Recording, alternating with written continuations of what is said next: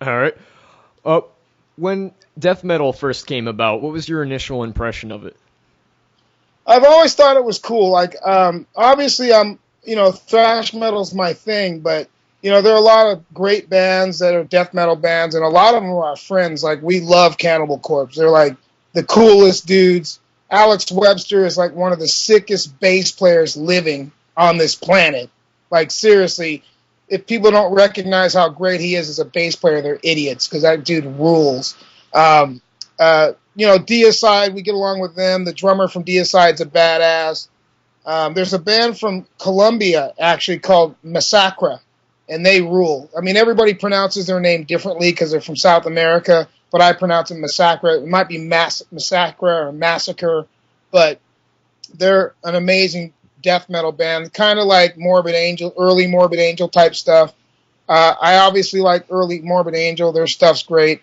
There's a lot of death metal bands, but I mean, obviously the classics. I mean, Cannibal Corpse, they're gonna go down in history as one of the all-time greatest death metal bands for sure. And they're great guys. Like the music that they produce, it's kind of funny when you meet them because they're such nice people, but their music is ultimately one of the most brutal things going. But then there are bands that are kind of like that. Like they're not totally a death metal band, but they're a grindcore / death metal band. A band like Napalm Death. They're amazing. I love them. Oh yeah. And they're great guys too. But obviously the ultimate death metal band would probably be Death. And me and Chuck were very good friends. And I love the dude. I'm so sad that he's gone. Like Chuck Scholdinger, everybody pronounces his last name a little differently, but Chuck was an amazing dude. Very, very cool guy. I talked to him like a month before he died, so when he passed, it was really sad for me. But I have nothing but mad respect for Death, and I still support, by I wear their shirts every once in a while because it's out of respect and love for my departed friend. I mean, I knew him when he had a band called Mantis before he started Death. And Chuck was a young kid, man. He used to write me letters, and he would sign them in his own blood. Like, that's like stories that people don't even know about this guy. He was so dedicated. It makes sense why Chuck made it, because he was probably one of the hardest working musicians I've ever known. So I have nothing but mad respect from Chuck. Chuck from Death rules. All right. Is there any band out there that just like gets on your nerves so much? Like maybe you keep on hearing about this band and they're overrated, or maybe they just flat out suck. Is there is there a band that pisses you off? I'm not a big fan of like new metal just because it's just so wimpy to me, and it's like I don't even really understand it, So what's funny, I couldn't even tell you what a lot of those bands sound like. I just know that I won't like them. You know what I mean? Right. Like I don't even know what Avenged Sevenfold sound like. I really don't. Like, I guess maybe I'm one of the few idiots that doesn't take time to listen to any of that stuff, but I have no idea what those bands sound like, So any of that kind of stuff, I don't even know what Trivium sound like. Probably because I'm so caught up in listening to bands like, old school shit. Like, like the newest thing I got recently was I got a Loudness box set, Like, I've turned into my friend's dad, basically. When I was a kid, I remember my friend's dad, all he listened to was Johnny Cash. That's all he would listen to. And I'd be like, dude, why do you only listen to Johnny Cash? He'd be like, I love my music. That's all he would say is, I love my music. But now I realize I'm just like him. I love my music. I love old school metal, and I love thrash, and I like some of the newer stuff. There are some new bands I totally can appreciate. Like, I think the newest band I had heard was probably Gamma Bomb. And I actually thought they were pretty damn good for what they do, Oh yeah. So the last album was released for free. Yeah, my thing is I'm open, but I still have a fine line when it comes to overproduced, over-commercial, shitty metal. I don't like some of the newer bands. They're overproduced, but at least they're trying to create thrash metal. I just don't like these bands that are sellout bands that they're just trying to get on MTV and. Because my thing, like with Hirax, no matter how big we ever get, we would never worry about MTV. Even if we got played on there, that would be on them, not us, because we're not going to make videos for MTV. Right. Now, your music video for For Broken Neck, was there any reason why you chose that song in particular to make the music video about? Yeah, we had thrown around some ideas from the album because when we finished El Rostro de la Muerte, the first video we did was El Rostro de la Muerte, the title track. And so doing the second video, we were like, we kind of got to get back to what we're really known for, which is over-the-top thrash metal. And if you listen to Broken Neck, it's what we're known for. I mean, not that El Rostro de la Muerte isn't, but it's a little bit slower of a track. So, and it was also the perfect choice just because it's not too long. Like, I'm not saying we won't do longer videos in the future, but short videos, especially because people have such a short attention span, like, people watching videos, they don't want to sit and watch like a 9-minute video, unless it's like Phantom of the Opera by Iron Maiden. I'd sit through that, But for us, it's like the perfect combination. The song's like a little bit over 2 minutes long. It's in your face. Like that was the whole concept of what we were trying to do. Just give people an old school thrash metal video that's right in your face, So that's what we did. And I'm really proud that we did that video, because that video it's all over the place. Like, we go to other countries and we'll walk into bars to go have a beer and they'll be playing that on the video screens. There's like these hardcore video shows in other countries. Like, you can go to South America and they play our kind of music. Like, you'll walk in, there'll be Slayer, Hirax, Venom, all these just hard ass, they'll play like old Sepultura, like stuff off of, Beneath the Remains, So for us, it's an honor that people play our stuff in these hardcore shows and in these hardcore bars where they don't play wimpy music, they play the real stuff, and that's why we chose a song like Broken Neck. That's cool. All right, back on the subject of MTV, like, when did you start realizing that, like, did you ever predict that they'd stop showing bands like Zentrix and start showing worse bands, then stop even showing music in general and switch to talking about pregnant teenagers? Did you ever have that in your mind that they'd ever do that? Yeah, it's funny. It's funny you mention that, because I think our society's gotten so screwed up. That's probably why they have these shows where they're talking about people, pregnancy and all that shit. And really, that should all come down to parenting. Like, maybe they need to have shows for parents to learn how to teach their kids to, try birth control or whatever, But the music's really important. I don't want to make light of, people's issues with, living their lives whatever way they want to live it, because everybody does have a right and a choice to live whatever way they want to live.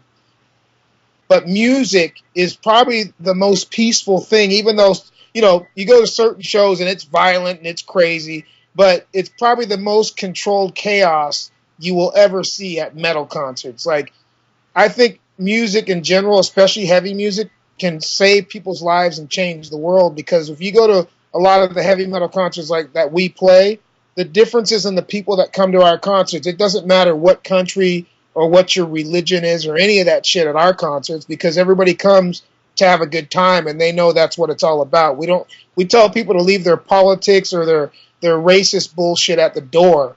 It shouldn't matter how long your hair is or what the skin color that you have is, because, to be honest with you, nobody can help the way they look. We all are who we are. We can't change that, but we can learn to live together. And that's what's so great about heavy music, man. Like, that's why I'm so happy to be doing what I do. We get to go out traveling the world, meeting the greatest kind of people ever, man. I mean, like, heavy metal people get like the baddest rap. Like, there should be a documentary showing how smart heavy metal people are and like other things that they do besides going. I mean, there's more than just going to the concerts. There's people organizing concerts. There's people like you doing radio shows. There's guys right now listening to this interview, and I can tell you this from a fact, because my Facebook's opening and there's messages just popping up left and right. People are telling me they're listening right now.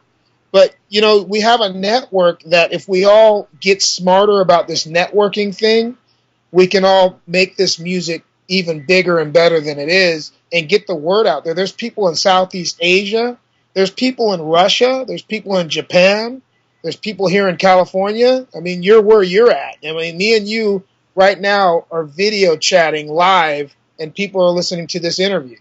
So, I mean, the music is really all that matters. I mean, this even brings me and you together. Like, me and you are actually, even though this is our first interview, I feel like the reason this interview is going so good, it feels comfortable and you feel like a friend, you know? So the music is really all that matters, man. It brings all of us together. And that's why, I mean, I'm not trying to be corny or sound like a bleeding, because trust me, I'm no fucking hippie, all right?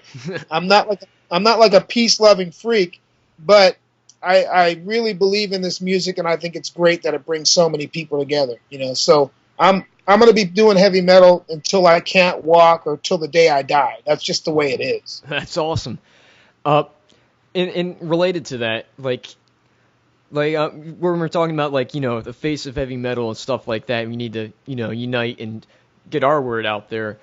Have you ever felt like really dismayed at what the general perception of a metalhead is? For example, when I was in high school, you know, I told them I was into metal, and they assumed I listened to either like nu metal or screamo music or something like that. I'm like, what? That doesn't even make any sense in the context. Like, we're misperceived all the time. You know, like, I think people think because of the hair or the clothes that people wear, they just read the book totally wrong, you know?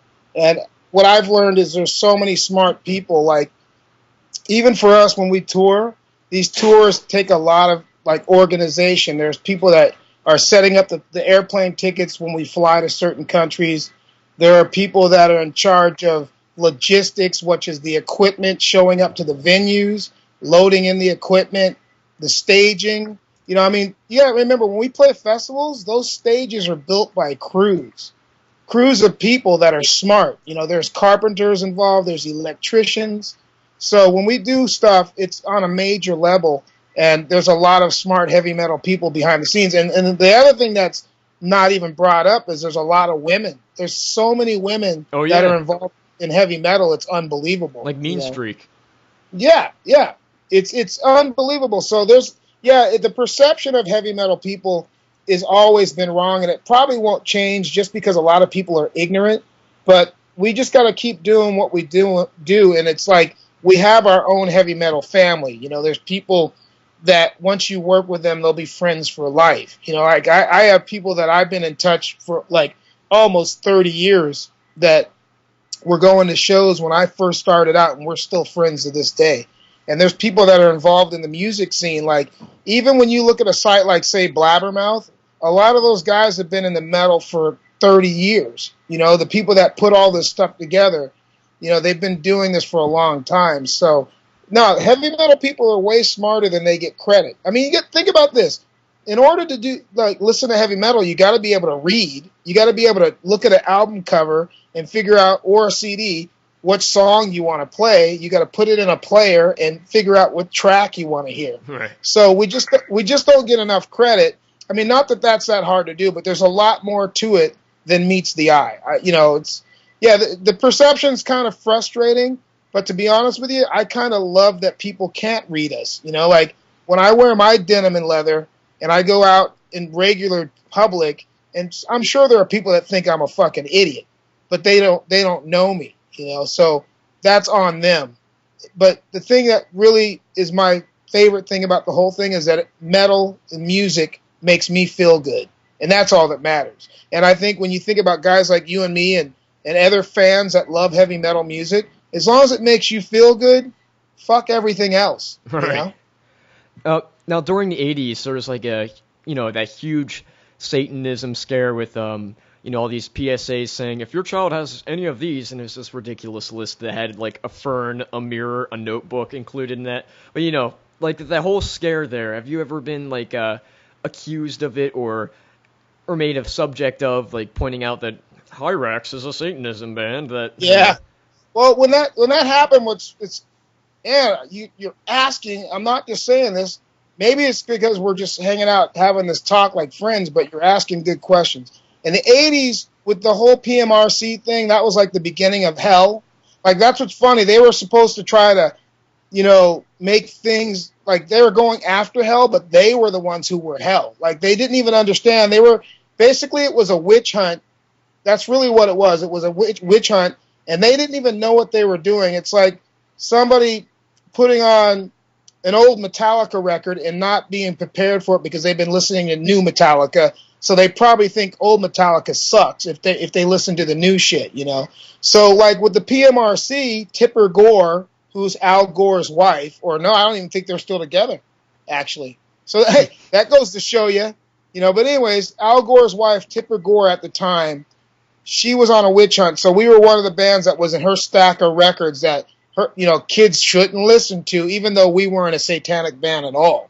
But it just goes to show you how ignorant those people are when they put every heavy metal band or thrash, whatever band, into one little box, and they say all those bands are evil. But to be honest with you, they didn't know what the hell they were doing. They were actually evil for doing what they did. Like you can't say all people are the same because we're not. Right. So I remember like a documentary or something. There's this woman talking about. Right. Hold on 1 second. All right, no problem. Anna. Hold on a second, Mike. This is what's great. This is a real interview. My wife left something in the oven, and I gotta go turn it off. So hold on, and I'm gonna grab a beer. 1 second. Do you want to do a song real quick? Oh, sure, no problem. Play a song and call me back. I gotta make sure my house doesn't burn down. Okay, no problem. All right, I'll be with you in a second. Just call me back when you're ready, okay? All right, see you.